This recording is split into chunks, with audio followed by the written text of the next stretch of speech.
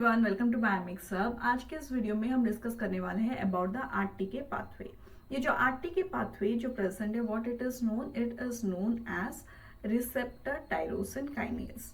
Tyrosine receptor tyrosine kinase, that means ये जो receptor जो प्रेजेंट है उसके पास एक टायरोसिन काइनेज प्रेजेंट है अपना साइटोसोलिक डोमेन में, जो कि upon the activation when the ligand will come and bind and when the receptor will activate, during this time what happens, this kinase which is present, it will activate some other proteins और यहाँ ये जो phosphorylate करेगा वो एक tyrosine amino acid ही हो सकता है। Okay, so let us see what are the different types of kinases present in the signaling pathways. Like the first one we can see here, it is the receptor associated kinase. ये जो receptor associated kinase जो present है, ये जो kinase जो present है वो receptor के साथ एसोसिएटेड है। यहाँ पे हम अब देख सकते हैं कि जैसे कि एक लिगैंड आकर बाइंड हुआ, यहाँ पे जो रिसेप्टर जो प्रेजेंट है वो हो गया है डाइमराइजेशन और वो एक्टिवेट हो चुका है। और ये एक्टिवेशन की वजह से ये जो काइनेज जो प्रेजेंट है वो भी एक्टिवेट हो गया। This work of this kinase is that it will help in the phosphorylation. ये किसको फॉस्फोराइलेशन कर सकता है? ये एक ट्रांसक्रिप्शन फैक्टर को भी फॉस्फोराइलेशन कर सकता है directly, so that it will bind in the promoter region और जीन एक्सप्रेशन को वो प्रमोट कर सके। नेक्स्ट सेकेंड पाथवे जो प्रेजेंट है वो इंटरमीडियरी प्रोटीन्स को भी फॉस्फोराइलेट कर सकता है।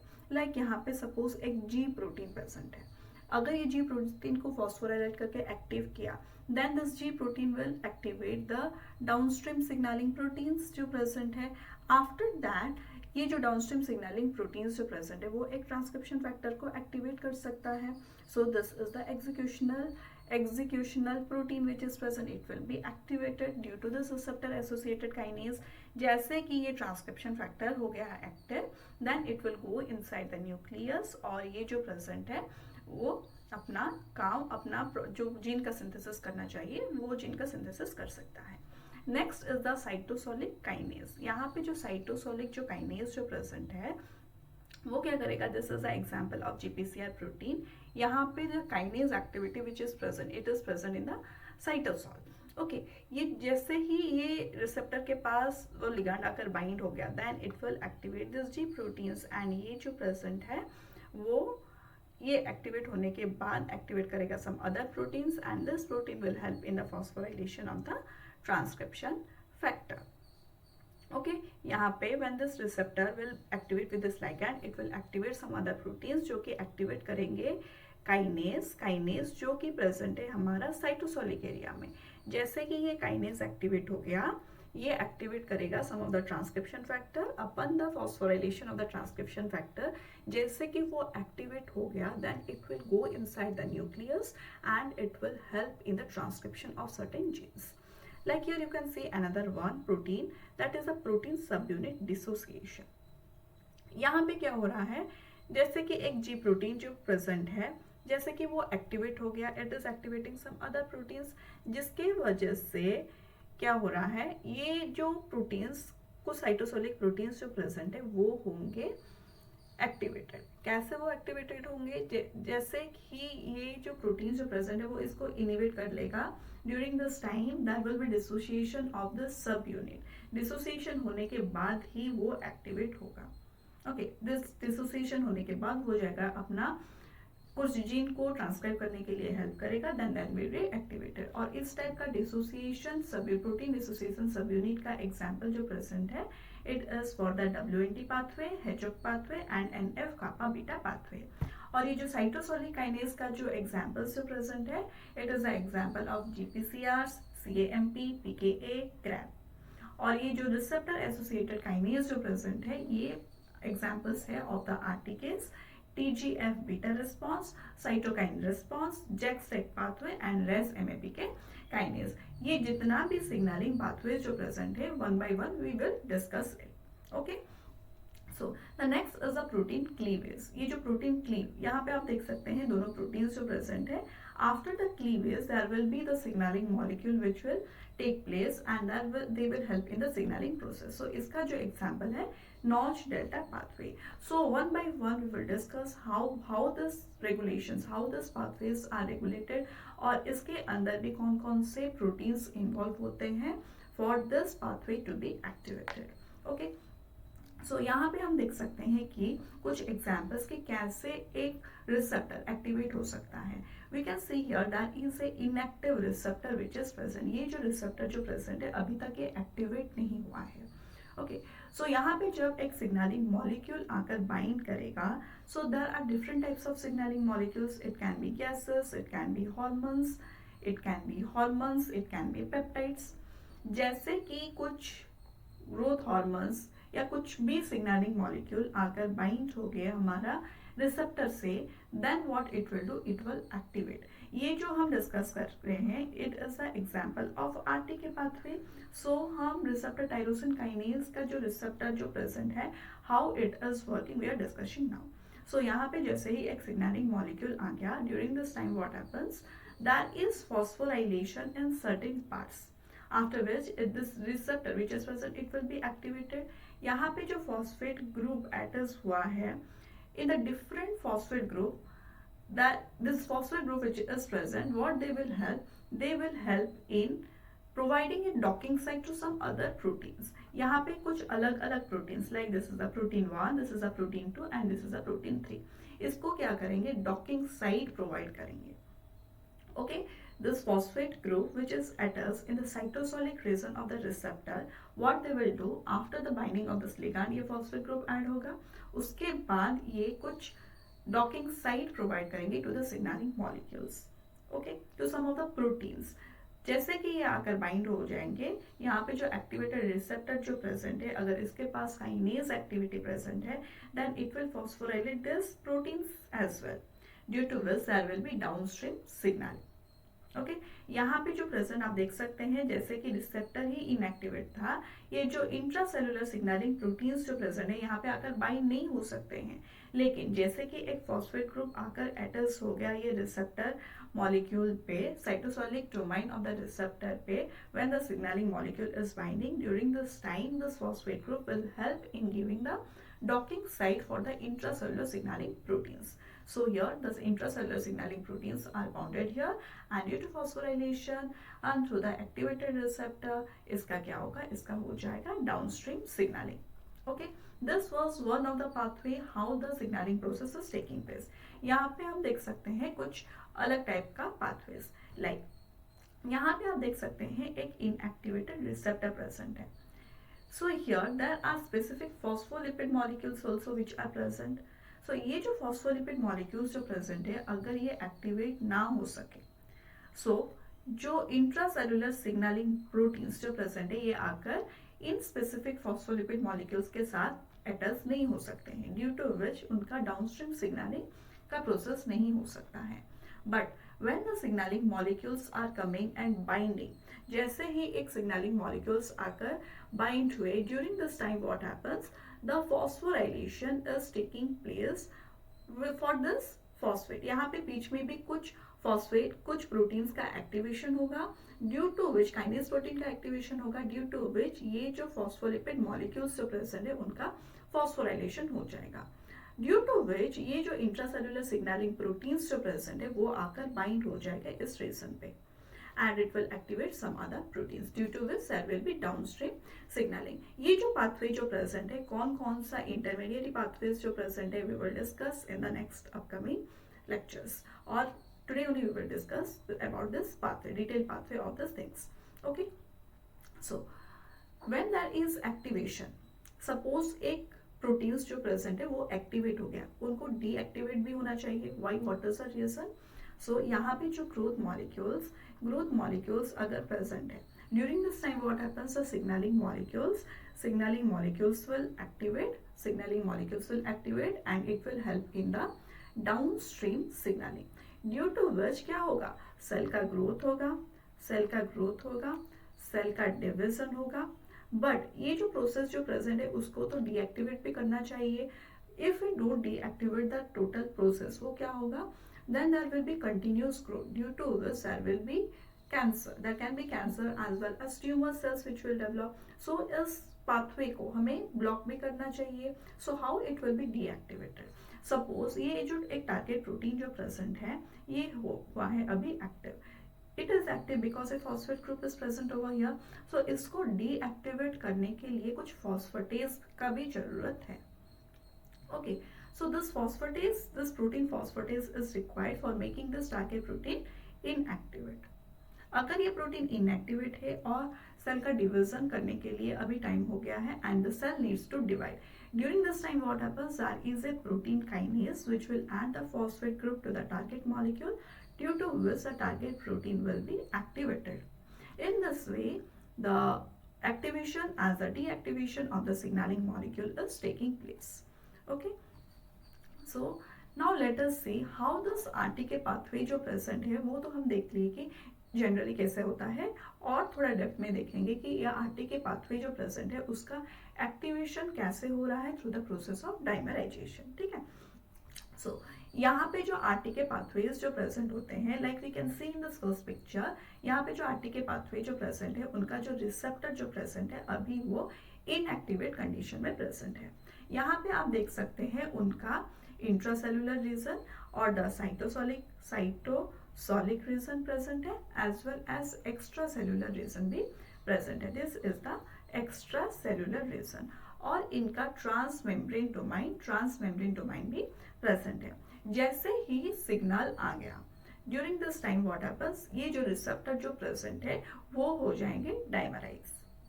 Okay, before the signaling molecule, this receptor which was present, they were in the form of monomeric form.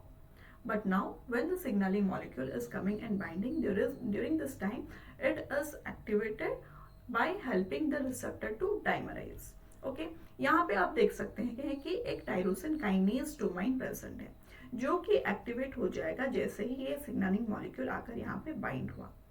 After this activation, as this is a tyrosine kinase का काम क्या है? It will phosphorylate someone. To whom it will phosphorylate? It will phosphorylate a tyrosine domain. Okay, जैसे कि ये एक domain है जो कि है एक kinase, that means as this kinase is present, it is a enzyme, it cannot phosphorylate itself, किसी और को phosphorylate करेगा. So यहाँ पे ये this is a receptor 1, this is a receptor 2. ये जो रिसेप्टर 1 जो प्रेजेंट है वो रिसेप्टर 2 को फॉस्फोराइलेट करेगा और रिसेप्टर 2 जो प्रेजेंट है it will phosphorylate the receptor 1. Okay, इसे बोलते हैं trans auto phosphorylation. Okay, which activates the kinase domain. अभी ये एक काइनेज डोमाइन को वो एक्टिवेट कर चुका है, ड्यू टू विच ये किसी और पार्ट में भी फॉस्फोराइलेट कर सकता है. ये रिसेप्टर का किसी और पार्ट्स में भी फॉस्फोराइलेट कर सकता है. So trans-autophosphorylation generates binding site for signaling proteins. Signaling proteins जो present है उसके लिए वो binding site provide करेगा. जैसे ही binding site provide करेगा, here that is protein 1, protein 2, protein 3 which is coming and binding, and they are required for the downstream signaling. They are activated for the downstream signaling. यहाँ पे भी आप देख सकते हैं कि different types of टायरोसिन का different numbers present होते हैं जहाँ पे कि different प्रोटीन्स आकर बाइंड हो सकते हैं. Like you can see here tyrosine 1009 and tyrosine 1021 में जो प्रेजेंट है वहां पर आकर बाइंड हुआ फॉस्फोलाइपेज सी गामा. और टायरोसिन 771 में जो प्रेजेंट है फॉस्फेट, वहां पे आकर बाइंड हुआ जीटीपीएस एक्टिंग प्रोटीन जिसका नाम है GAP. Tyrosine 740 as well as tyrosine 751 में आकर बाइंड हुआ PI3 kinase which is the binding site for the 740 and 751. Okay, so जो RTK pathway में जो signaling proteins जो present है वो क्या हो सकते हैं? It can be any of the growth factors. यहाँ पे आप देख सकते हैं maximum are the growth factors. It can be epidermal growth factors. ये जो epidermal growth factor जो present है इसके लिए जो receptor जो present है it is a EGF receptor. इसका काम क्या है? As this protein is coming and the receptor is binding, what is its work? इसका जो वर्क जो प्रेजेंट है it will help in the cell survival, it will stimulate growth, proliferation और differentiation of different types of cell. Okay, as well as ये जो present है वो development process के लिए भी वो सिग्नल्स को इंड्यूस कर सकते हैं. Okay, next is the insulin. अगर ये प्रोटीन इंसुलिन है तो उसके लिए रिसेप्टर भी इंसुलिन होगा. Here it is the insulin receptor. ये जो इंसुलिन रिसेप्टर क्या कर रहा है, it is stimulating carbohydrate utilisation and protein का सिंथेसिस. कैसे कार्बोहाइड्रेट यूटिलाइज होगा और प्रोटीन का कैसे सिंथेसिस होगा, it is decided by the insulin protein. Next is the insulin like growth factor 1 which is known as IGF-1. इसके लिए भी receptor present है which is known as IGF-1 receptor. What it is doing, it is stimulating cell growth and survival in many cell types. Mainly these are responsible, all these proteins which are required in this RTK, which are involved during this RTKs are required for the cell growth and survival. Next is a platelet derived growth factor which is known as PDGF. ये भी क्या कर रहा है? It is stimulating survival, growth, proliferation and migration of various cell types. Next is the macrophage colony stimulating factor. इसके लिए भी receptor present है which is known as MCSF. ये stimulate कर रहा है monocyte as well as macrophage proliferation and differentiation के लिए.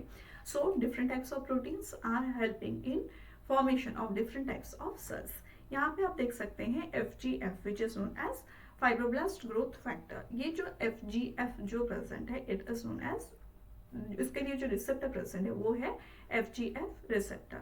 वो स्टिमुलेट कर रहा है, it is stimulating proliferation of various cell types. It inhibits differentiation of some precursor cell, act as inductive signal in development. It is working as a inductive signal. अगर किसी कुछ phase का डेवलपमेंट होना चाहिए एक सेल को, so for the development this FGF factor जो present है वो इंडक्टिव सिग्नल की तरह वर्क कर सकता है.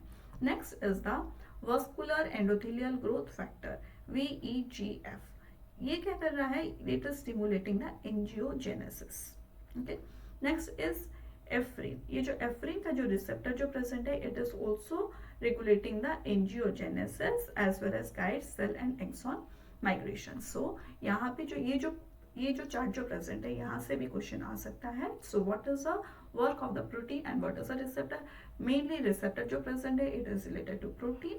सो you can, if you know the protein you may know the receptor, but we have to remember what are the work of this protein, of this RTK family में जो proteins involve होते हैं उनके work क्या है. Mainly this are required for cell growth, proliferation as well as development. So the main thing is that here you can see MCSF, FGF, VEGF, ephrin के बारे में आप जानना चाहिए कि how in which cells they are helping in the development. Like VEGF का जो development है वो है angiogenesis में, एफ्रीन का जो है it is also for angiogenesis, और यहाँ पे इंसुलिन जो प्रेजेंट है what it is doing, it is stimulating the carbohydrate utilization as well as protein synthesis. Okay. The next one, यहाँ पे कुछ प्रोटीन्स जो प्रेजेंट है it is known as Ras super family monomeric GTPase. यहाँ पे रैस, रो, ARF, रैब, Ran, ये जो different types of proteins जो प्रेजेंट है they are having different type of functions. Like जो रैस का फैमिली जो प्रेजेंट है they are also having different type of families. So यहाँ पे जो रैस का फैमिली जो प्रेजेंट है it is the HRAS, KRAS, NRAS as well as RAB, RAF1. These families which are present, where we will discuss this when we will discuss the signaling pathways. So these are the intermediates during the signaling pathway. So different families का भी different work हो सकता है, different function हो सकता है. Like this HRAS, KRAS and RAS जो present होते हैं they will release signal for RTKs. RTKs के लिए ये signal provide कर सकते हैं. Next is the RAB protein जो प्रेजेंट है what it is doing, it is helping in the cell growth. Cell growth के लिए वो responsible है and it will activates the mTOR pathway जो कि है एक example of the RTK pathway. Next is the RAP1 protein. ये जो प्रोटीन जो प्रेजेंट है it will help in activity, it will help in the RAP1 which is present. It is activated by the cyclic AMP dependent guanine exchange factor. So what it will do, ये जो present है वो cell addition करेगा bye activating इंटीग्रिन्स. इंटीग्रिन्स को activate करके ये cell addition के लिए रिस्पॉन्सिबल हो, that is the RAP1. Next is the Rho family. ये जो रो फैमिली जो प्रेजेंट है यहाँ पे हो सकते हैं रो, रैक एंड CDC45 का proteins. What they will do, they will help in stimulating the signals through the cell surface receptor for the cytosolic proteins यहाँ पे जो प्रेजेंट है, रो प्रोटीन जो प्रेजेंट है वो साइटोसोलिक प्रोटीन्स को एक्टिवेट कर सकते हैं and they will help in the activation of the और regulation of the cytoskeleton. Okay, next is the ARF. ये जो ARF जो प्रेजेंट है, it can be from ARF1 to ARF6. What it will do, it will regulate assembly of protein coats on intracellular vesicles. ये जो ARF जो present है, when we discuss about the endocytosis, we will discuss during that time. जो vesicles का जो formation हो रहा है, इन vesicles के ऊपर कुछ coatings present होंगे, and this coatings are being regulated by this ARF family. ये जो ARF जो present है, it can be from ARF1 to ARF6. Next is the RAP protein. ये जो रैप प्रोटीन जो प्रेजेंट है, it is helping in regulating intracellular vesicle trafficking. जो vesicle का ट्रैफिकिंग जो मूवमेंट जो हो रहा है, it is regulated by this RAP protein. Next is the Ran. ये जो रैन जो प्रेजेंट है, when we discuss about the transfer system or the protein sorting, we will discuss about this RAN protein. ये जो RAN protein जो present है, वो mainly used during the transfer of the proteins into the nucleus or exported from the nucleus. This RAN protein is being used. Okay, so now the main pathway which we will discuss here is about this RTK pathway. Already हम discuss कर चुके हैं कि कैसे एक ligand molecule कितना domains present है. It is having a extracellular domain, a intracellular domain and a transmembrane domain, जो कि है अल्फा हेलिक्स का. ठीक है, ये जो एक्स्ट्रा सेलुलर डोमाइन जो प्रेजेंट है, इसके पास प्रेजेंट है लिगैंड बाइंडिंग रीजन. यहाँ पे जो लिगैंड बाइंडिंग रीजन प्रेजेंट है, वहीं पे ही आकर लिगैंड बाइंड करेगा and after binding this ligand it will be activated. जैसे कि ये एक्टिवेटेड हो गया, उनका टायरोसिन काइनेज प्रोटीन भी एक्टिवेट हो चुका है and this will help in autophosphorylation, auto cross phosphorylation, और यहाँ पे डिफरेंट साइट प्रोवाइड करेगा डिफरेंट टाइप ऑफ प्रोटीन को आकर बाइंड करने के लिए, ताकि वो प्रोटीन्स फर्दर एक्टिवेट होकर वो डाउनस्ट्रीम सिग्नलिंग पे वर्क कर सके. ओके, सो यहाँ पे आरटीके पाथवे का जो एक्टिवेशन जो हो रहा है, सो यहाँ पे कुछ अदर प्रोटीन्स भी फॉर्म हो सकते हैं, अदर प्रोटीन्स भी इन्वॉल्व हो सकते हैं, लाइक ए एडाप्टर प्रोटीन. यहाँ पे जो एडाप्टर प्रोटीन जो प्रेजेंट है, it is known as GRB2. यहाँ पे आप देख सकते हैं कि एक सिग्नलिंग मॉलिक्यूल आकर बाइंड हो चुका है और due to this signalling molecule ये जो रिसेप्टर जो है वो हो गया है एक्टिव, और यहाँ पे उसका टायरोसिन डोमेन भी एक्टिवेट हो चुका है और मल्टीपल रीजन में भी फॉस्फोराइलेट कर चुका है. So here what happens, a adaptor protein will come and bind. यहाँ पे डायरेक्टली एक प्रोटीन बाइंड ना होकर एक एडाप्टर प्रोटीन को भी रिक्रूट कर सकता है. और ये जो एडाप्टर प्रोटीन जो प्रेजेंट है, यहाँ पे भी डिफरेंट डोमाइंस प्रेजेंट होते हैं, like it can be SH2 domain as well as SH3 domain. ये जो SH2 डोमाइन जो प्रेजेंट है, it is binding with the phosphate group और विद द रिसेप्टर. और जो ये SH3 डोमाइन जो प्रेजेंट है, ये यहाँ पे दो SH3 डोमाइंस प्रेजेंट होते हैं. What it will do, it will bind with another GEF. Okay, यहाँ पे GEF का एग्जाम्पल है SOS. ओके, ये SOS क्या है, son of 7 less. Okay, so as this is a GEF का वर्क क्या है, that means it will replace the GDP from the GTP. सो यहाँ पे क्या है, यहाँ पे आप देख सकते हैं कि एक RAS प्रोटीन प्रेजेंट है जो कि है इनएक्टिवेट कंडीशन में, because it is bounded with this GDP. Because it is bounded with this GDP, it is in the inactive form. तो इसको हमें करना है एक्टिव. जो एक्टिवेशन का काम जो प्रेजेंट है, it will be done by this GEF, जो कि है by the SOS protein. Okay, ये जैसे ही एक्टिवेट हो गया, ये SOS प्रोटीन जैसे ही एक्टिवेट हो गया, bye binding with this SH3 domain of this GRB2 protein, जो कि बाइंड है हमारा रिसेप्टर पे. Now it will work for replacing the GDP into GTP. यहाँ पे आप देख सकते हैं कि यहाँ पे जो रेस प्रोटीन जो प्रेजेंट है, it is now transferred into GTP and this is been activated. जैसे ही ये एक्टिवेट हो गया, it will help in the downstream signalling of some other proteins. Okay, so this is also the same. So यहाँ पे हम discuss करेंगे कि कैसे, जैसे ही यहाँ पे आप देख सकते हैं कि ये रेस प्रोटीन जो है वो एक्टिवेट हो गया through this pathways. So here we will see the connecting. What happens after this RAS protein is being activated. यहाँ पे आप देख सकते हैं, this is the example of RAS MAP kinase.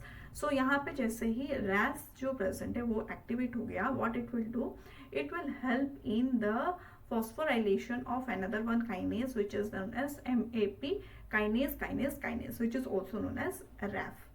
ये भी जैसे कि ये भी एक काइनेस है, वो क्या करेगा, वो भी फॉस्फोराइलेट करने का एबिलिटी है, इसके पास भी फॉस्फोराइलेशन करने का एबिलिटी है. So this RAF which is present, it will activate the MAC which is known as MAP kinase. सो ये भी जो प्रेजेंट है वो एक काइनेस प्रेजेंट है. जैसे ही ये एक काइनेस प्रेजेंट है, what it will do, it will phosphorylate some other things. So what is the other things, it is the MAP kinase. ये जो है फर्स्ट क्या होगा, फर्स्ट किसका फॉस्फोराइलेशन होगा, रैफ का फॉस्फोराइलेशन होगा. देन किसका फॉस्फोराइलेशन होगा, मैक का फॉस्फोराइलेशन होगा. देन फॉस्फोराइलेशन होगा फॉर द ERK. ओके, ये जो ERK जो प्रेजेंट है, what it will do, it will phosphorylate some other proteins जो कि है एग्जीक्यूशनल प्रोटीन्स. ओके, अगर ये साइटोसोलिक प्रोटीन को वो एक्टिवेट किया, so here there will be formation of cytosolic proteins. अगर ये ग्रोथ हार्मोन्स, ग्रोथ प्रोटीन्स को एक्टिवेट किया, so here there will be formation of growth proteins. Okay, so यहाँ पे मेनली क्या होता है, it is activating the Fos Jun transcription factors. ये जो प्रेजेंट है, it has been transferred to the nucleus. Okay, ये जो ERK जो प्रोटीन जो प्रेजेंट है, ये ट्रांसफर हो जाएगा न्यूक्लियस में ट्रांसफर हो जाएगा, जिसके वजह से कि फॉस और जून वो नाम का प्रोटीन्स का फॉर्मेशन होगा, which will help in the activation of cyclins as well as CDKs. Okay, ये जो साइक्लिन्स एंड CDKs जो प्रेजेंट है, वेयर इट वाज रिस्पॉन्सिबल, ये जो रिस्पॉन्सिबल है for the growth, okay, or the cell division. So what it will do, the cyclins and the CDKs which are present, it will help in cell division. Okay, so this will be a continuous process. अगर हमें इस pathway को रोकना चाहिए, then there will be requirement of the some of the phosphatase which is present. Okay, so ये phosphatase एक gap protein हो सकता है. I hope you are clear with this RAS MAP kinase pathway.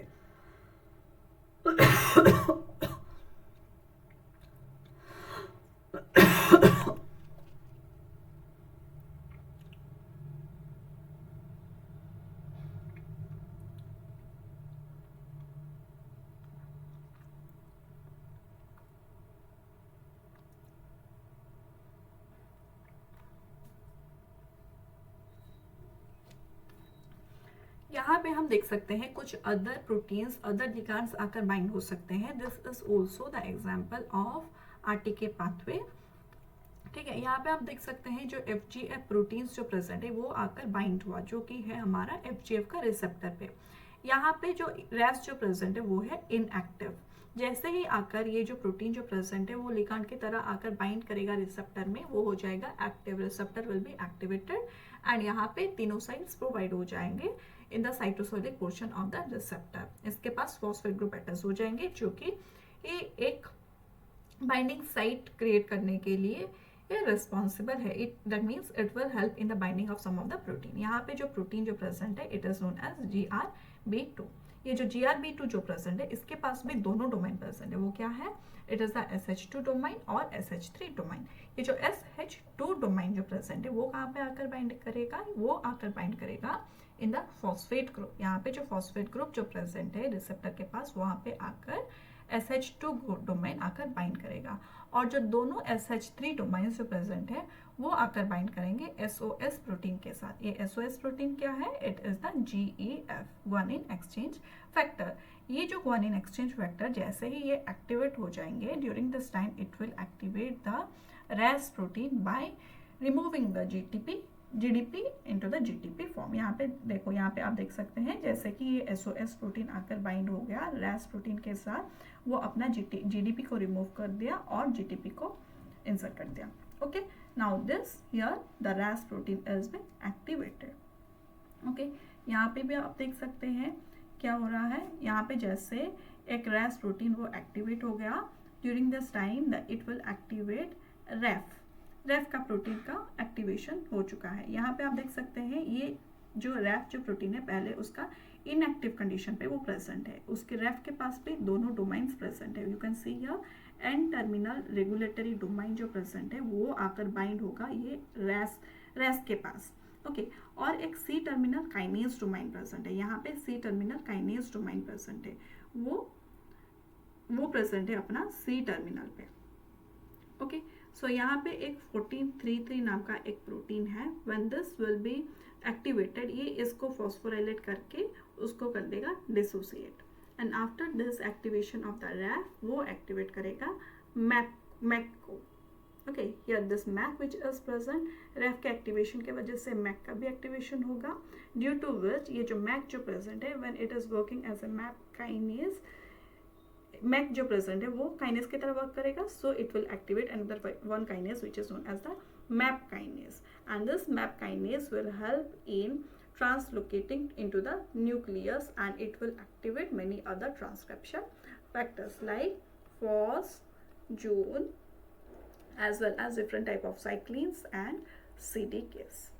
Okay, I hope you are understanding this. कि हम बात कर रहे थे अभी आरटी के रिसेप्टर के बारे में, there are some other receptors also जिसका एक्टिवेशन का प्रोसेस जो है थोड़ा अलग है, लाइक द ईजीएफ रिसेप्टर। ये जो ईजीएफ मतलब क्या है, एपिडर्मल, ये जो प्रेजेंट है epidermal growth factor, epidermal growth factor, ठीक है। ये जो एपिडर्मल ग्रोथ फैक्टर ईजीएफ जो प्रेजेंट है, इन दिस केस जब कभी भी एक लिगैंड आकर बाइंड होगा, यहाँ पे अगर लिगैंड आकर बाइंड हो गया ड्यूरिंग दिस टाइम, इसका एक साइटोसोलिक रीजन प्रेजेंट है, यहाँ पे साइटोसोलिक प्रेजेंट है, एक्स्ट्रा सेल्यूलर रीजन भी प्रेजेंट है।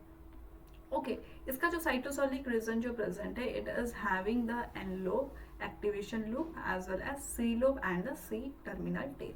यहाँ पे जो सी टर्मिनल टेल पे होगा फॉस्फोराइलेशन, यहाँ पे एक एक्सेप्टर काइनेज प्रेजेंट है as well as donor kinase जो प्रेजेंट है। जैसे कि इस रिसेप्टर के साथ आकर लिगैंड बाइंड कर लेगा, सो here they will be dissociated, like there is that they will push it, this two will be separated. Okay after the separation ये जो donor kinase जो present है वो क्या करेगा, वो पहले activate होगा, then this donor kinase will phosphorylate the acceptor kinase through the phosphorylation। यहाँ पे और एक डायग्राम भी आप देख सकते हैं, लाइक ये जो प्रेजेंट है, ये जो है EGF रिसेप्टर प्रेजेंट है। Okay when it is in the inactive form, जब कभी भी ये रिसेप्टर एक्टिवेट नहीं है, ये मोनोमर के फॉर्म में प्रेजेंट है, इसके पास प्रेजेंट है एक एक्स्ट्रा सेल्यूलर डोमाइन प्रेजेंट है, साइटोसोलिक रीजन प्रेजेंट है, as well as C terminal tail भी प्रेजेंट है, as well as kinase domain is present. ठीक है यहाँ पे हम देख सकते हैं कि यहाँ पे प्रेजेंट है एक EGF का लिगैंड, ये जो EGF का लिगैंड जो प्रेजेंट है आकर बाइंड करेगा एक डोमाइन के साथ जो कि बाइंड कर सकता है लिगैंड, ये रिसेप्टर जो प्रेजेंट है वो EGF का लिगैंड को बाइंड कर सकता है, then this will form the active dimer. Okay यहाँ पे जो प्रेजेंट है, ये जो लाइट कलर का जो प्रेजेंट है, ये क्या था, ये था हमारा रिसीवर डोमाइन। ओके सो ये लाएगा हमारा एक्टिवेटेड डोमाइन को, एंड आफ्टर द फॉस्फोराइलेशन ये रिसीवर डोमाइन जो प्रेजेंट है वो क्या करेगा, ऑटो फॉस्फोराइलेशन करेगा, and it will help in phosphorylating the activated domain, due to which this receptor will be activated, और इनका होगा downstream signalling. So I hope you have understood how this is working. So और एक pathway present है जो कि है हमारा आरटीके पाथवे की वजह से, that is the IP3 DAG pathway. ये जो IP3 DAG पाथवे जो प्रेजेंट है, it is also use in the GPCR pathway as well as RTK pathway. तो what is the difference in this, ये जो प्रेजेंट है, जो जी प्रोटीन जो प्रेजेंट है, इट इज यहाँ पे जो प्रेजेंट है PLC गामा प्रेजेंट है। ओके सो यहाँ पे क्या होगा, when this protein will come and bind, ये जो प्रोटीन जो प्रेजेंट है वो आकर बाइंड करेगा, तो द एक्टिवेशन यहाँ पे जो लाइपेज का जो एक्टिवेशन होगा, ये जो है it will B PLC gamma, and it will help in the cleavage of PIP2 into IP3 and DAG।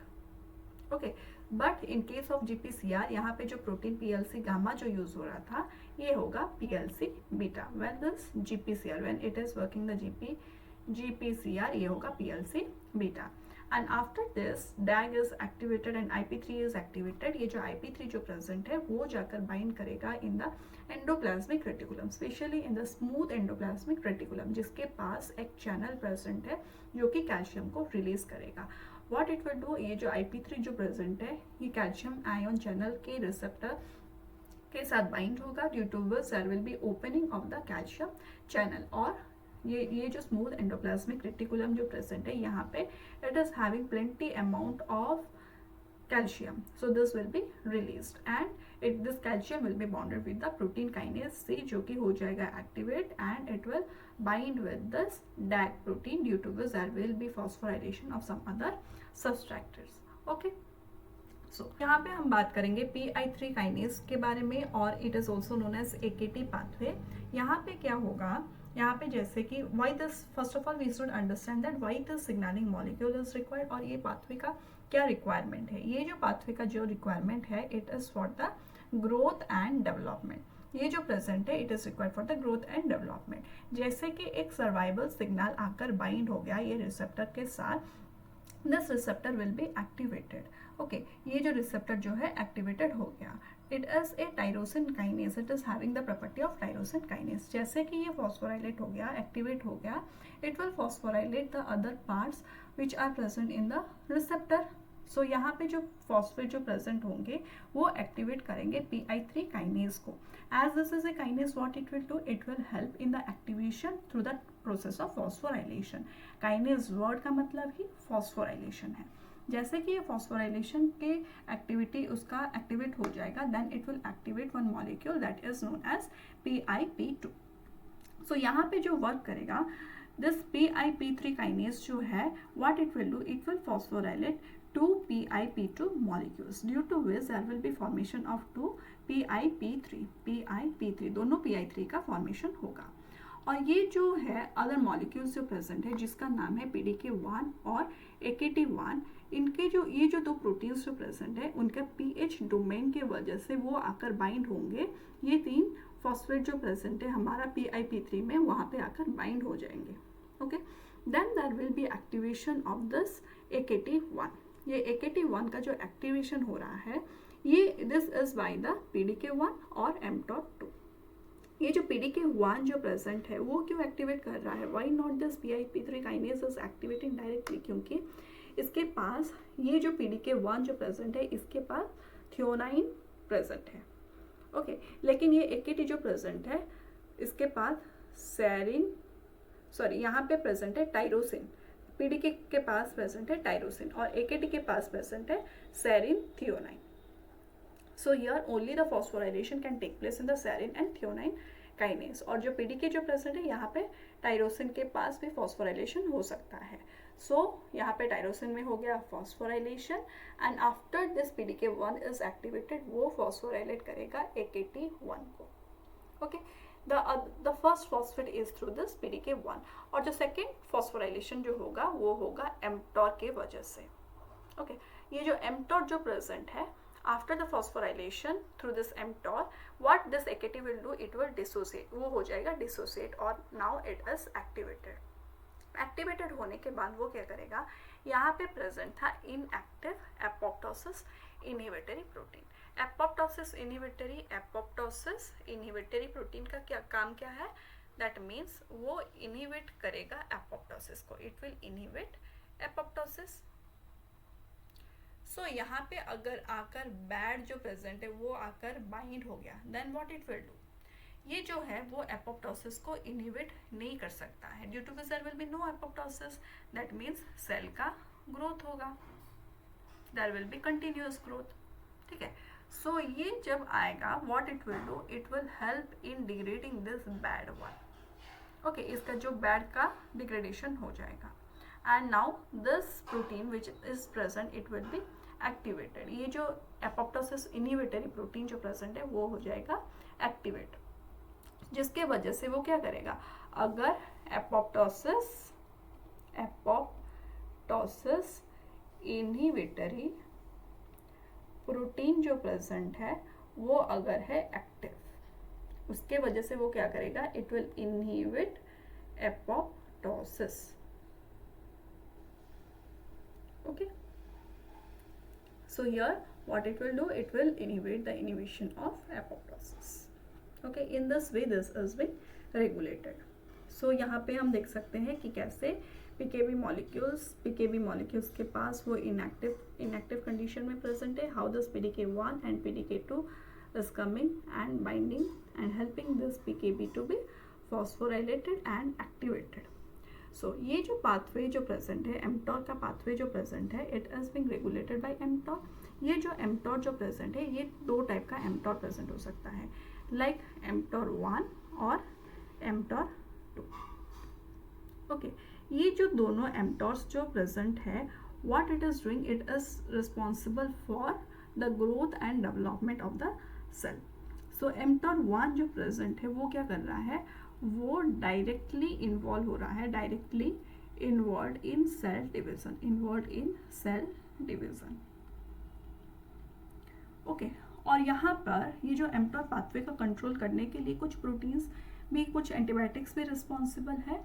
That is the rapamycin. ये जो रापामाइसिन जो प्रेजेंट है वो क्या कर सकता है, like it can inhibit the mTOR1. क्यों, लेकिन ये जो प्रेजेंट है वो mTOR2 को वो इनहिबिट नहीं कर सकता है, can not inhibit mTOR2.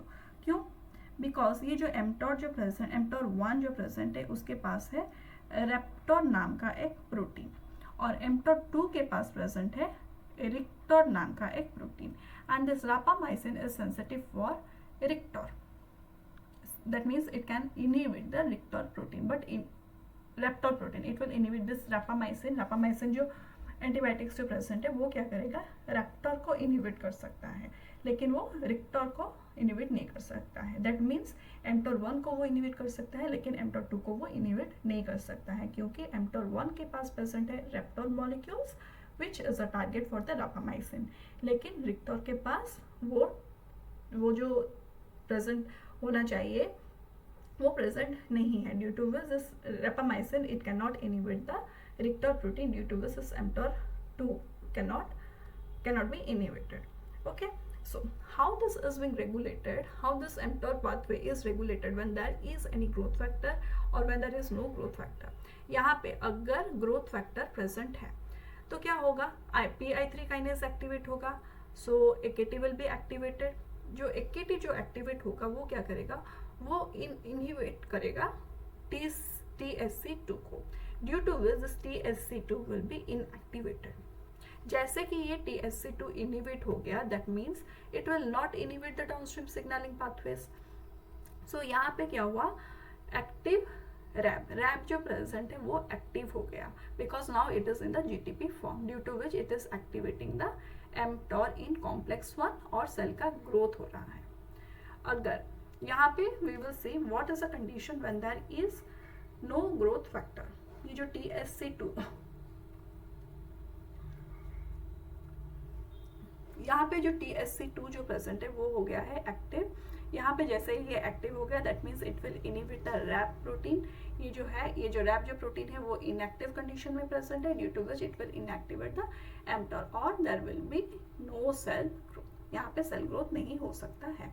This was all about how this mTOR और the AKT pathway is working.